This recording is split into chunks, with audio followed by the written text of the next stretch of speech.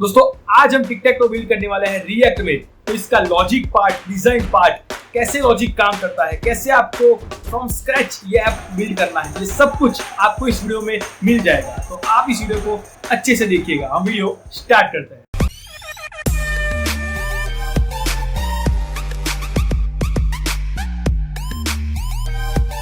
Okay sir, तो सबसे पहले बनाएंगे एक फोल्डर। अब दोस्तों यहाँ पे कोडिंग स्टार्ट करें उससे पहले कुछ एक्सटेंशन है जो मैं आपको सजेस्ट करूंगा कि आप यूज करें, और स्पेशली रिएक्ट डेवलपमेंट में आपको ये काफी हेल्प करेंगे। तो एक है ये ब्यूटीफाई, कलर स्टाइल थोड़ी चेंज कर देगा। देन ये एक ES7 plus react Redux react native snippets, इसको आप खास इंस्टॉल कर दीजिएगा।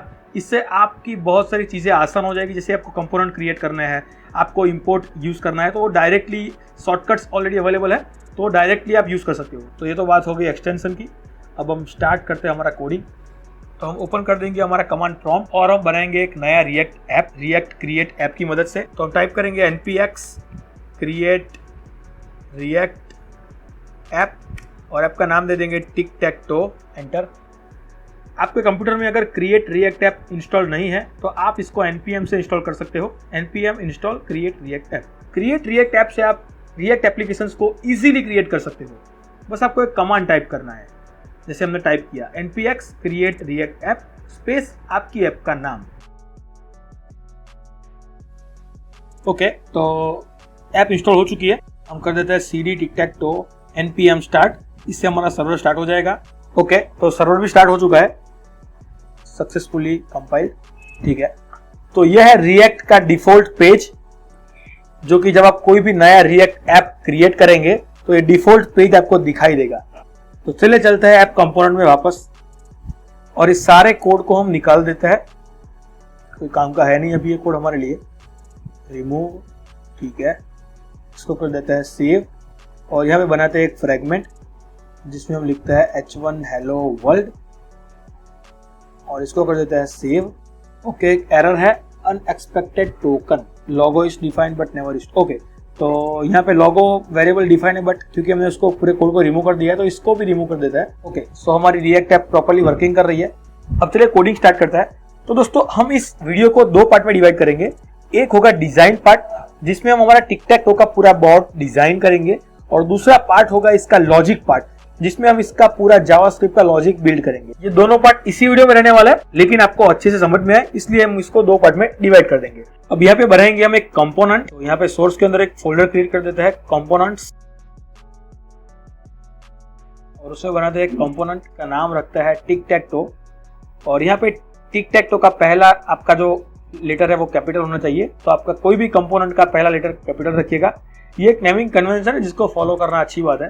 और यहाँ पे आपको टाइप करना है RAFCE, जो आपका पूरा कंपोनेंट का कोड लिख देगा, और ये पॉसिबल हुआ है हमारे इस एक्सटेंशन के कारण। चलिए आगे बढ़ते हैं। अब यहाँ पे हम app.js में इस हेलो वर्ल्ड को रिप्लेस कर देंगे हमारे इस कंपोनेंट से। तो यहाँ पे हम इंक्लूड कर देंगे हमारा टिक टैक टो कंपोनेंट, और इसने इसको ऑटो इंपोर्ट भी कर लिया है, और यहाँ पे ब्राउजर में भी आ चुका है। अब दोस्तों डिजाइन स्टार्ट करें उससे पहले यहाँ पे हम डिजाइन के लिए यूज करेंगे बूटस्ट्रैप का। तो मैं फटाफट बूटस्ट्रैप की CDN लिंक्स कॉपी कर लेता हूँ। तो ये है बूटस्ट्रैप की CSS and JS CDN links. पहले करेंगे हम CSS को कॉपी, और इसको हम पेस्ट कर देंगे टाइटल के जस्ट नीचे। अब कॉपी करेंगे JS को, और इसको पेस्ट कर देंगे बॉडी के खत्म होने के जस्ट ऊपर। और इस div टैग को हम रिप्लेस कर देता है हमारे h1 टैग के साथ, h1 tick tech to. Okay, सो हमारा बूटस्ट्रैप प्रॉपर्ली वर्क कर रहा है। यहाँ पे टाइटल को लेते हैं हम सेंटर में, तो क्लास दे देंगे टेक्स्ट सेंटर। रिएक्ट में आपको क्लास नेम प्रॉपर्टी देनी पड़ेगी, बिकॉज क्लास देंगे तो वो कंफ्लिक्ट कर लेगा। तो यहाँ पे टेक्स्ट सेंटर दे दिया हमने, और okay tick tech to a चुका है सेंटर में। अब दोस्तों यहाँ पे टिक टैक टो के बोर्ड को डिजाइन करने के दो रास्ते हैं। एक रास्ता है कि आप div टैग का यूज कर सकता है, जो कि मैंने अपने प्रीवियस वीडियो में बताया था, और दूसरा रास्ता है टेबल टैग का। तो आज हम कुछ नया ट्राई करने वाला है। आज हम टेबल टैग का यूज करेंगे, और टेबल टैग की मदद से हम पूरा अपना टिक टैक टो का बोर्ड डिजाइन करेंगे। तो टेबल ओपन एंड क्लोज, उसके अंदर बनाएंगे टी बॉडी, और उसके अंदर बनाएंगे 3 रोज। तो टीआर के अंदर आएंगे हमारे 3 सेल्स, तो हम बनाएंगे 3 TD, एंड इस पूरी रो को हम कर देंगे कॉपी एंड पेस्ट 3 टाइम्स। तो इसको हम यहाँ पे नंबर दे देता है ओके, तो 1 2 3 4 5 6 7 8 9। चलिए अब इसको डिजाइन करते हैं। भाई यहाँ पे हम बहुत खतरनाक वाला डिजाइन नहीं करने वाले, सिंपल और अच्छी लगे ऐसी डिजाइन करेंगे। तो हम बनाएंगे एक नई फाइल tictacto.css और इसको इंपोर्ट कर देंगे हमारे tictacto कंपोनेंट में। तो इंपोर्ट tictacto.css। ओके, इसको चेक करने के लिए बैकग्राउंड कलर दे देंगे ब्लैक। ओके, सो हमारी CSS file is working properly. अब हमारे जो 9 बॉक्सेस बनेंगे उनको दे देते हैं हाइट विड्थ थोड़ी। तो TD को हम दे देंगे थोड़ी हाइट एंड विड्थ। हाइट दे देता है 150 पिक्सल, विड्थ भी दे देता है 150 पिक्सल। ओके, सो डिजाइन काम कर रही है, लेकिन यार कुछ दिख नहीं रहा है, तो इसको बॉर्डर दे देता है। बॉर्डर 1 पिक्सल सॉलिड वाइट, ताकि ब्लैक एंड व्हाइट का थोड़ा कॉन्ट्रास्ट बना रहे। ओके, सो हमारा टेबल ऑलमोस्ट दिख रहा है अभी। अब यहाँ पे जो नंबर्स है उनको सेंटर कर देता है। तो टेक्स्ट अलाइन सेंटर, ठीक है। अब ये टेबल हमारा थोड़ा साइड में खिसका हुआ है, इसको थोड़ा सेंटर में ला देता है। तो टेबल टैग को हम दे देंगे मार्जिन लेफ्ट 25%, थोड़ा और स्लाइड करता है 30%, और टॉप से भी थोड़ा नीचे कर देता है। तो मार्जिन टॉप 5%। ओके, सही है। और इसको कर देता है 35%। Okay, perfect. तो हमारा टेबल का प्लेसमेंट सही है अभी, लेकिन यार ये टिकटैक्टो दिख नहीं रहा है, तो इसका कलर थोड़ा चेंज कर देता है। तो हमारे H1 को दे देंगे कलर वाइट, ठीक है। ओके, यार ये नंबर्स बहुत छोटे हैं, इसको दे देते हैं थोड़ी साइज। तो font size 20 pixel, 40 pixel, 60 pixel. Okay, ये सही है। और इसका कलर भी चेंज कर देता है, तो इसको कर देता है येलो। ओके, चलो बढ़िया। तो दोस्तों यहाँ तक तो आई थिंक सब कुछ सही है। ये हमारे टिकटैक्टो के टाइटल को थोड़ा नीचे कर देता है, तो इसको भी दे देता है मार्जिन टॉप 5%। ये थोड़ा ज्यादा हो गया, इसको रखता है 2%।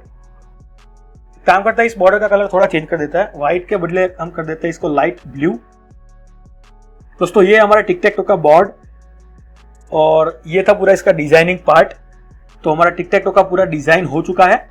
बहुत सिंपल और इसको इजी रखा है हमने, लाइक बहुत कॉम्प्लेक्स या बहुत फ्लेक्स बॉक्स या ऐसा कुछ यूज नहीं किया है। बहुत इजी और मार्जिन पेडिंग के साथ ही मैंने बनाया, ताकि आप भी इजीली इसको इंप्लीमेंट कर सकें। तो ये था हमारा डिजाइनिंग पार्ट, जिसमें हमने अपना टिकटैक्टो का पूरा बोर्ड डिजाइन किया उसके कलर कॉम्बिनेशन के साथ। अब बात करते हैं इसके लॉजिक पार्ट की। तो चलिए इसका लॉजिक पार्ट स्टार्ट करते हैं। ये हमारी tictacto.js file.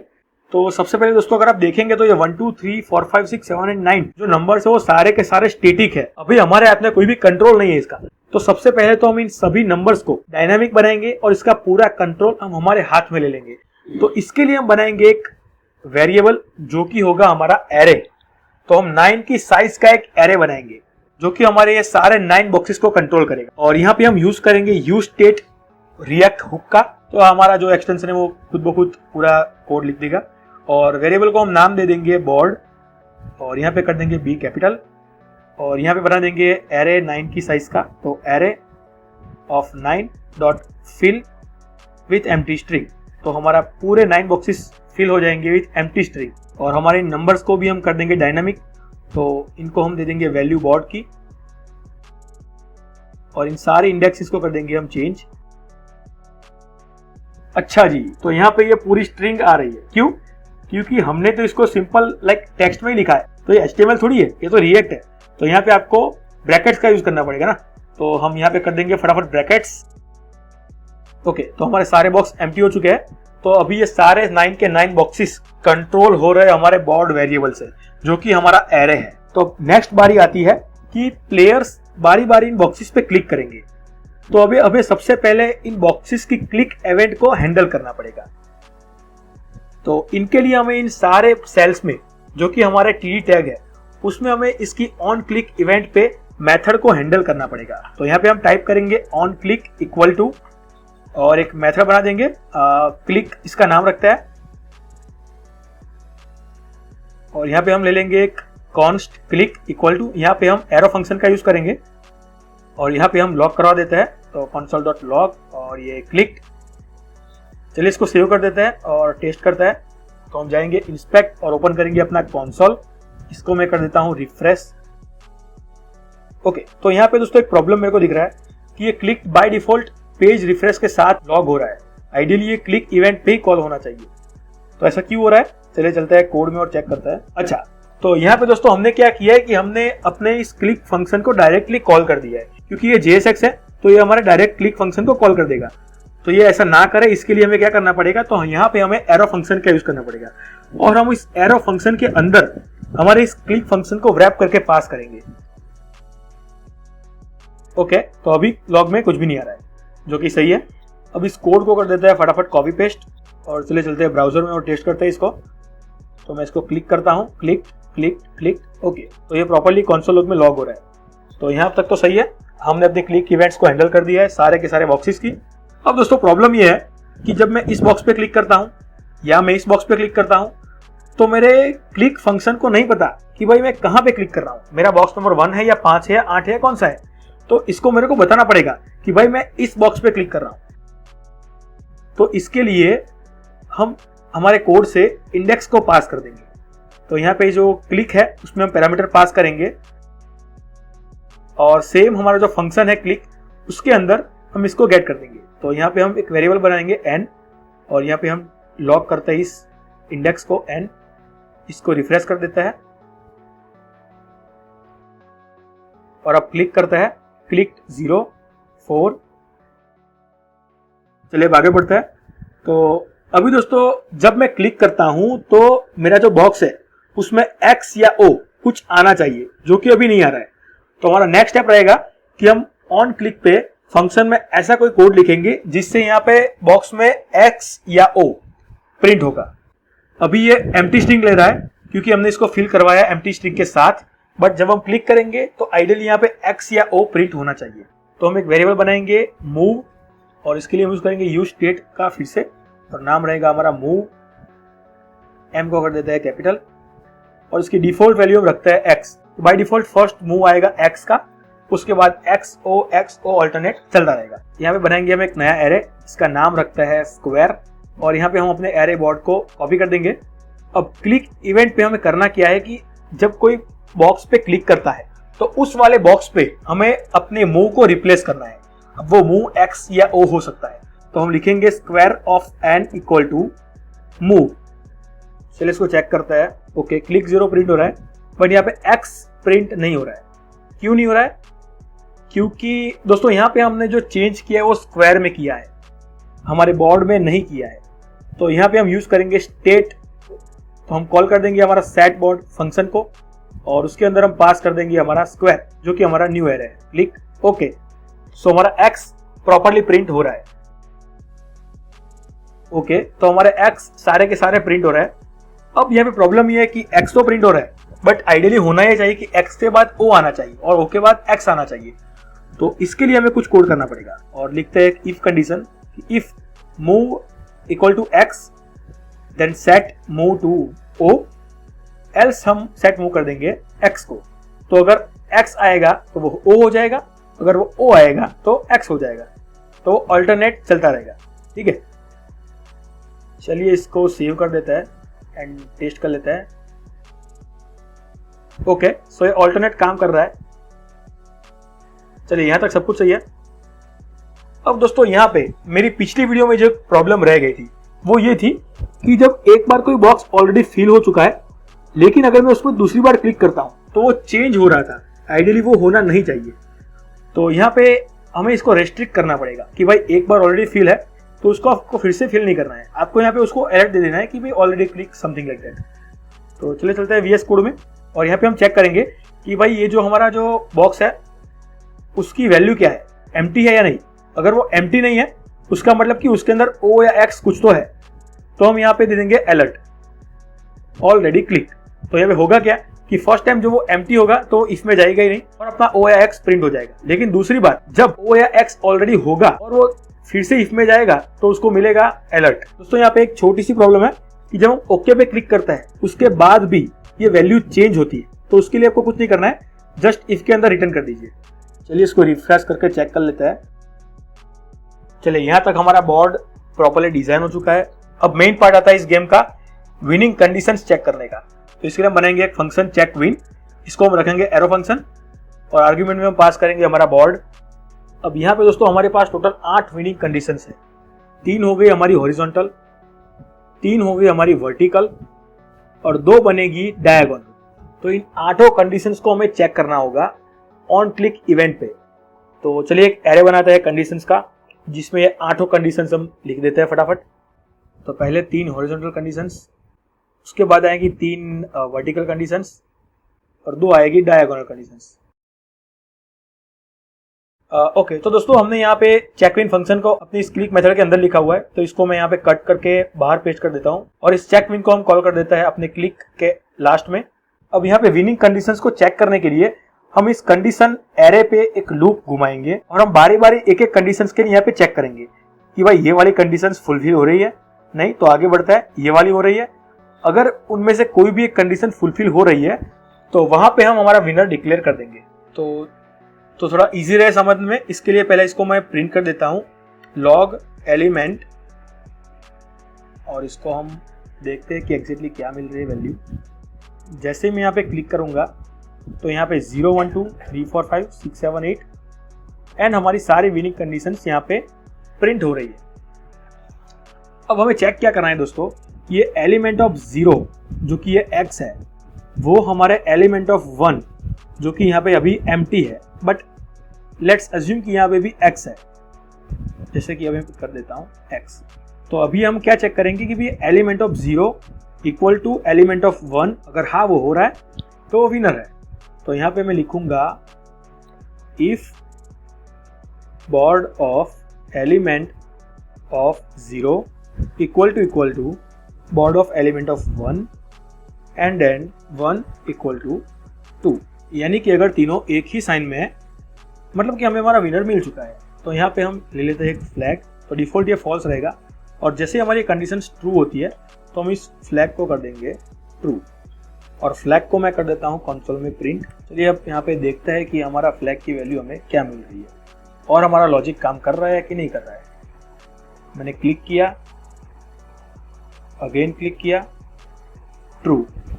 Okay, something is wrong. अच्छा ओके, देखो दोस्तों यहाँ पे हो क्या रहा है कि ये हमारी लूप पूरी 8 कंडीशंस के लिए चेक कर रहा है और यहाँ पे हमें हमारे फर्स्ट कंडीशन के लिए तो ऑफकोर्स ये सही नहीं मिलेगा, लेकिन यहाँ पे दूसरी रो में सारे एम्प्टी है तो वो मैच हो जाएंगे और वो कर देगा हमारे फ्लैग को ट्रू। तो इसको हमें रिस्ट्रिक्ट करना पड़ेगा इफ कंडीशन में। तो हम क्या करेंगे, लूप में चेक करेंगे कि भाई if board of 0 not equal to empty, तो अगर तीनों के तीनों एम्प्टी नहीं है तो ही हम कंडीशन चेक करेंगे, अदरवाइज हमारी कंडीशन चेक ही नहीं होगी और फ्लैग फॉल्स का फॉल्स ही रहेगा। चलिए अब इसको टेस्ट कर लेता है फिर से। अब यहाँ पे कर देते हैं इसको रिटर्न, तो रिटर्न फ्लैग, और जहां से हमने इस मेथड को कॉल किया था वहां पे इसको हम हैंडल कर लेंगे। अब दोस्तों यहाँ पे हम बॉर्ड के बदले यूज करेंगे स्क्वायर वेरिएबल का एंड इसको रिफ्रेश करता है,